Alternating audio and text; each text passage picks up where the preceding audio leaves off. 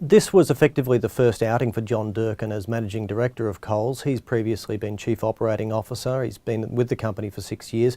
He was one of the small cadre of UK retailers recruited by Ian McLeod to help turn the company around following the Wesfarmers takeover of the business in 2007. He doesn't start as Managing Director until July the 1st, but this is Wesfarmers' big day for investors. They do a full day strategy briefing, and in setting out his vision for the company over the next few years, he was effectively taking the reins right now. During his time at Coles, the business has done very well. Supermarket earnings are up by 84% at the EBIT level and 24% at the revenue level since 2009. However, the liquor business hasn't done so well, and the exciting part of today's announcement is that Durkan is going to be focusing on the liquor business, which analysts reckon revenue from that is about $2.8 billion compared to about $6.7 billion at Woolworths.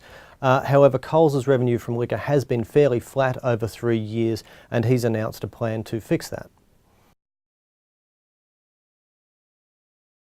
Coles have already undertaken a number of measures to sort out the liquor business. One is that they've cut the product range by about 40% in some stores, which has actually not hit them at the revenue line. They're still getting the same level of sales while being able to have a simpler line which costs them less. So he's flagged that they'll be doing a bit more of that. They're also going to be focusing on the co-located stores. Those are stores that are located next to a supermarket and get a lot of foot traffic. That's the Liquorland and Vintage Cellars chains that they own. Of course, they also own the First Choice chain, which was designed to compete with Dan Murphy's. It's a big box outlet. It hasn't done very well, though. He said that a lot of stores are located in the wrong locations and they're just not getting the sort of business that they originally hoped to get.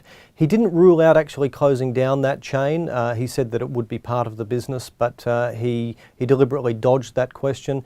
It's going to be part of a larger review of the business, the findings of which will be out later this year, and then we'll see a bit more clarity on what they plan to do with liquor.